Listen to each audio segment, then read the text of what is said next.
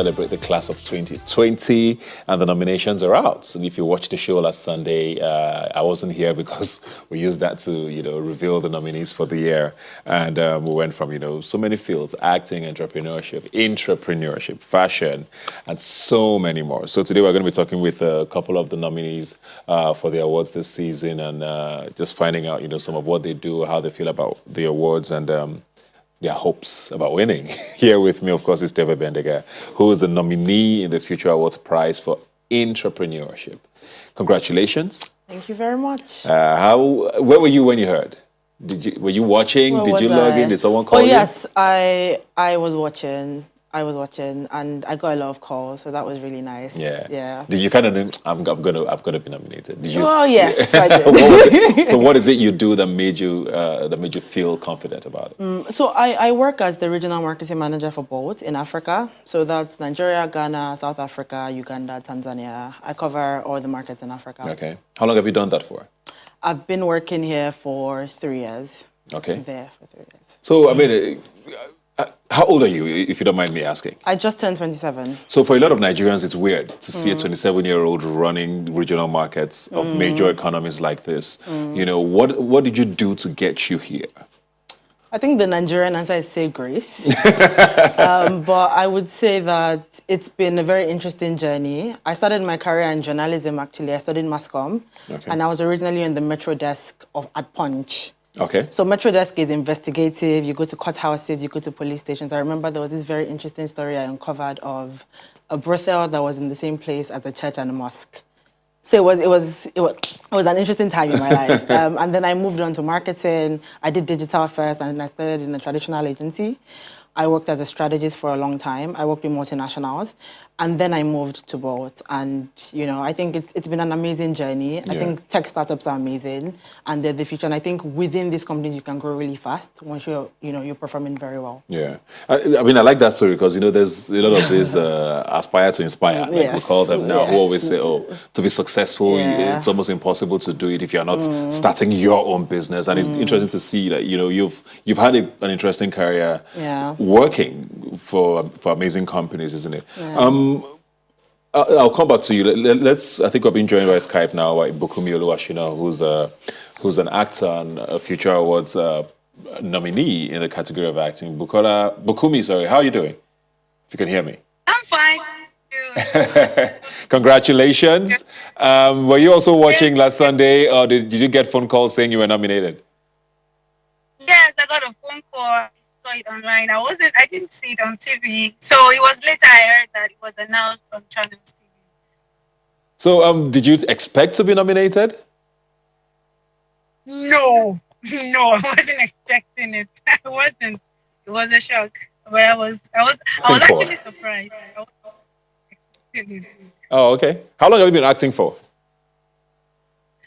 7 years. Oh, 7 years. So you've skills gradually up until this point. Did you have to get any training? Did you learn on the job? What is your trajectory been like? Yes, I studied theater at Obafemi University. So after I finished school, I started acting. I wasn't even really done with school when I started acting. So that was the journey. Oh, interesting. So I'm good. This is to both of you now, but let me start with you, Bukunmi, since I'm still with you. Are you one of those who go, "Oh, it's good enough to be nominated. I'm fine if I don't win. It's an honor." Yes, I'm one of those, because I see this as huge for me already. It's my first time being on the list, and the Future Award is not just like the normal, it's a huge one for me. So I feel fulfilled already. So if I win or I don't, I'm already a winner. That's how I feel. I don't believe you, but what about you? I agree. I think it's an honor to be nominated. I mean, it's an African-wide award, so it is a great honor to be nominated, and that's fantastic. Yeah, I mean, I'm sure, of course, you've looked at your category, you've gone to Google and research on all of them. Do you feel threatened by any of them? I felt honored to be in the category with this caliber of people, and it seemed fantastic, and I'm looking forward to meeting all of them. It's been a very tough year on so many fronts. You know, I mean, I always say this year has been just 2 months. January, February, everything else has just been Yes. anything you see, you take. Yes. You know, how have you, as a young person and, you know, interacting with other young people, been able to cope this year? I mean, you're not necessarily a business owner. Right? It's harder for a lot of people who try to start businesses or own businesses. But both, for example, of course, was also affected because a company like that, nobody was riding anywhere. How were you able to cope and also interacting with other younger people? How has it been? I mean, I think that's a really interesting question. This year has been really tough.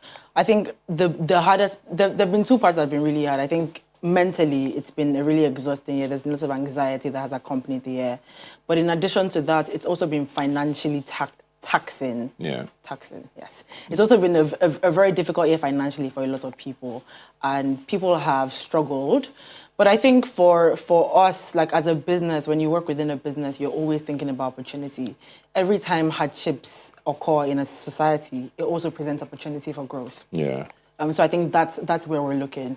So I mean, there's a lockdown. We think, oh, there's probably people needing food delivery, so you can pivot to food delivery. So it just presents opportunities for you to think outside the box and say, okay, what can I do? If I'm expanding to other countries normally, within this year that's tough, how can I consolidate my growth internally in the countries that I already operate in?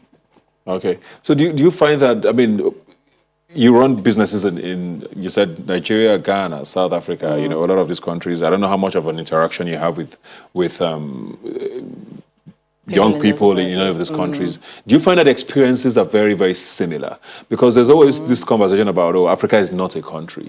But you go on social media sometimes, you see conversations being held by Kenyans, you know, by Ghanaians, and you wonder, this actually feels like Lagos being talked about, or about my government. Yeah. You know, do you find that there are more shared experiences than differences? I think with COVID, we've seen a lot of homogeneity in the experiences that we're going through as young people across the board. And this is America, UK, everywhere. Yeah. We're all going through a period of great anxiety. We're going through a period where we're emerging into ourselves as people, as young people. You know, we're gaining independence, we're figuring things out, we're losing jobs, we're getting jobs. You know, so I think we're having a lot of shared experiences across the borders. Bukunmi, if you can hear me, I want to talk to you about, you know, you're an actor, you study theater arts, so I want to believe you're living your passion. But one thing that a lot of young people, especially in this part of the world, in Nigeria, seem to talk a lot about is the fact that when they have a passion for something, they're not able to completely follow it because there's no money there, especially at the start. So I'm passionate about, you know, catering, for example, but I don't have enough money to start up. So I'm in this banking hall just sweating it out. First of all, how are you able to make that dichotomy between saying, okay, I'm going to follow my passion even if it's making me money or not? And at what point are you realistic enough to tell yourself the truth? Well, one thing I've gotten to realize is that there is always a plan B if a plan A is not working. And for those people who are passionate about things that has to do with talent, especially the kind of part that you need money to, you know, get yourself known. It is always, I feel, I'm a kind of person that believe you should have a source of income, like another work that could help you apart from you wanting to pursue a dream. Because this is Nigeria, everything is, let me say, art. So we need, you will be needing more than just having talent. So when I see people who have the zeal to work and then probably pursue their dream, and then they're not being financially buoyant to get that happened, I got to tell them that if you're not able to do this, maybe you find something else you think you can do that could still help you, take you to the path where you can later be able to, you know, go after this dream. Because when I wanted to start acting, there was no money at first, but I was writing scripts for people. Then I was into music, so I was trying to gather some few things for myself before I was able to later get financial support from family, and then I was able to film. So if you're just there thinking that there is no money, there is nobody to financially support you, then you're going to be waiting. You might as well wait forever. So you can just get busy with something. Who knows? Probably in the process of you doing something else, you would find the help that you would need to help you go after the other dream that you've always wanted to. So that's what I just feel. I just feel like don't just be I do, even if you don't have what you need to get what you want. You can still make do with the ones you can still, you know, work with. That's what I believe. Yeah, sort of the same question that I asked Terver earlier, asking you the same thing. I mean, it's been a very, very tough year, especially for you in entertainment. I mean, cinemas were shut, nobody could shoot, you couldn't go on set and all of that. So, I mean, you've talked about, having to find a way around making money at the start of your career. How did that help you in a year like this when everybody was looking for alternative ways of making money? This year, this year has been a hell of a For year. I it, right? wouldn't lie. I had a lot of plans. No, I had a movie I shot. My plan was to premiere it in like 5 countries. We were already in Dubai when everywhere got shut down. Every of the expenses, everything got wasted, and it was so frustrating for me. But one thing I've noticed is that, like I said, I'm always after plan B. Whenever I'm planning for something, I have my okay. What if it doesn't work? What if it works? So the moment, the period I was at home, I was actually more active on social media. So I had enough time to do my brand influencing work and, advertise for people on my page, the normal social media PR and all of that. So it's been the only thing that actually helped me financially around that period because everywhere was shut down. I never even knew we could at least get better like this. At least some people are filming already. I've already been thinking that maybe it's going to take us probably a year or 2 years, but I'm thankful that things are changing gradually. So I made use of my plan B and we were cool. All right, Tevye, I mean, she's talked a lot about plan A, plan B there, which I guess is something that a lot of people I have actually kind of been accused of these days by our parents. Say almost like you don't have a focus. I'm an actor, singer, songwriter, dancer, cook. It's like you're not focused on one thing. Do you think is there a downside to having too many plans as a young person? Or is it always a good thing, you think? I think that single-mindedness is valuable. I think that there's definitely merit to always thinking, oh, like, what's the one thing that I'm really good at and how can I strengthen this? But the thing is that even within one plan, there are many layers of plans. There's many ways to be an actor. Yeah. It doesn't always have to be movies. Sometimes it could be skate making. Sometimes it could be going on YouTube. So I think single-mindedness is good, but the way that is executed can be layered. Yeah. Still talking about this generation now, the Gen Zs, they've become very sort of popular across the world, leading protests in America, in Poland, in Nigeria, being very vocal about how they feel. But there's also been a talk about, they don't seem to necessarily send their message across well. What do you think, how effective do you think this generation will be in a space, especially like Nigeria, where we've seen a protest hold for the first time that, governments sat up, the world took notice. Do you think it's going to be, one, effective, or do you see, like a lot of people have said, that the generation might get carried away because they think, we did it, we can do it whenever we want? What do you sense? I think when people say we don't get our point across well, they mean respectfully. So a lot of people are looking for they want us to basically be respectful in the way that we're passing across our demands. Yeah. But we've seen people do that before, and it hasn't had much impact. Yeah. So it's not about being more respectful. It's about demanding for more, asking for more. I mean, Malcolm X wasn't the most polite guy. Everybody has their strategy. Different generations will try different things. I think our generation is trying the approach of by any means necessary. And I mean, hopefully the chips fall in the right places for us. Yeah, very well done. Bukunmi, let me come to you now before we go.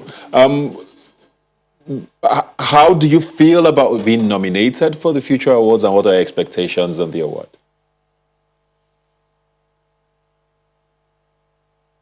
So honored and expectations.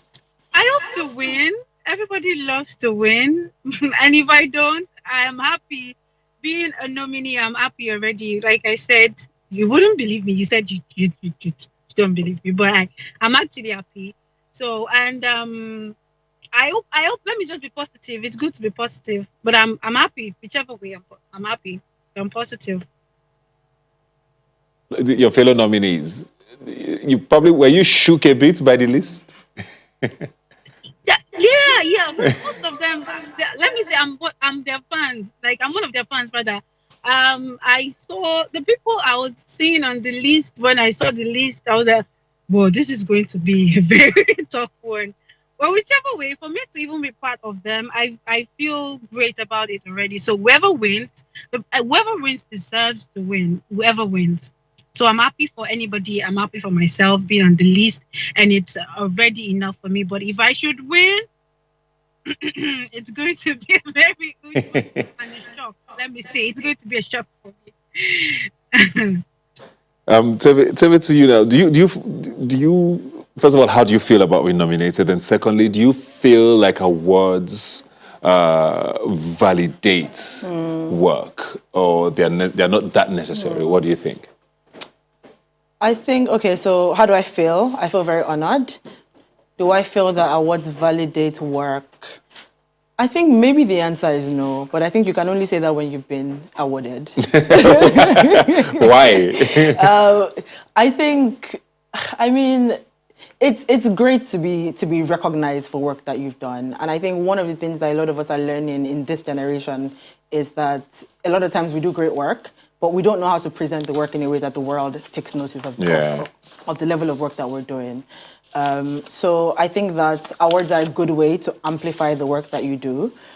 Whether or not it validates that the work you've been doing is great or not is another question.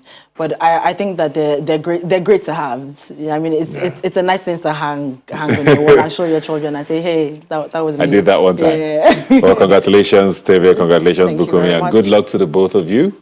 And all the best at the future awards. At least I will be rooting for both of you. Thank you. For now, thanks for being here today. Thank you very much. We'll take a break now and be right back. Please don't go away.